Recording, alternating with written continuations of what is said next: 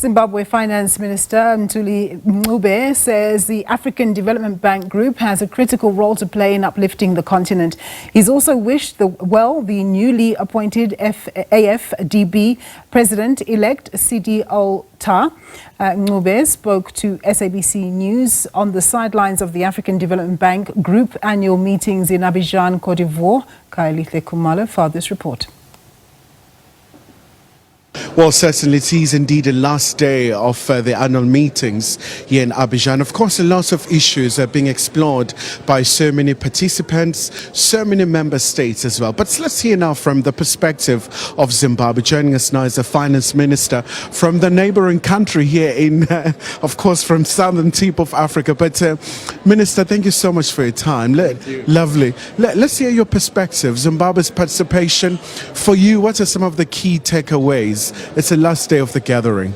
Well, Zimbabwe has a strong delegation here at the annual meeting of the AFDB. We actually quite like the theme of the annual meeting, which is using how Africa can use its capital better for its own development. And that the choice of the topic is really appropriate, given that we are seeing a drop in overseas development assistance to Africa affecting various sectors. So it's important that we focus on Africa's own domestic resources to deal with Africa's development. Of course, the highlight of this annual meeting was the election of a new president who is from Mauritania. He was successfully elected. We now all rally behind him so that we can support him to succeed, so that he can support our individual countries. Of course, Sadi get a candidate, but we now have one president, and that's what matters going forward. Now, if you look at the areas of focus in terms of discussion, there was a side meeting for discussion on areas clearance for Zimbabwe. That meeting went very well.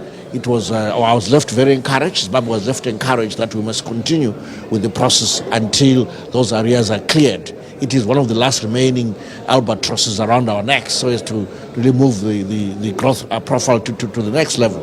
We also saw robust discussions on how to finance Africa's infrastructure, Africa's agriculture to ensure food security, how to support youth and entrepreneurship. Quite a variety of issues were discussed here, but I must say that the main highlight was the election of the president.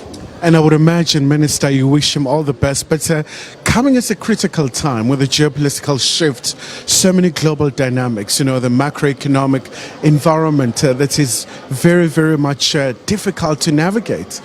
It's not easy to be a finance minister right now, I can tell you, from any quarter of the world or from any country, because there's so many pressures. There are the geopolitical pressures. You've got pressures in terms of global financial markets. You've seen the credit really being difficult to access globally, and the cost of credit has gone up. So it's not easy out there if you're sitting in treasury. So and the president of the new bank, we wish him well, we'll support him. Obviously, he'll go through a replenishment cycle for the bank, where we know that, and want to make sure that he's well supported during that process. We know capital is not easy to come by out there. All right, Minister Ncube, thank you so much indeed for your time. Of course, Zimbabwe's finance minister really talking about the pertinent issues here in Abidjan, in Cote d'Ivoire. It is, of course, a very last day of this very key gathering, really just focusing on the priorities for the African Development Bank. Khayelihle Khumalo, SABC News, Abidjan, Cote d'Ivoire.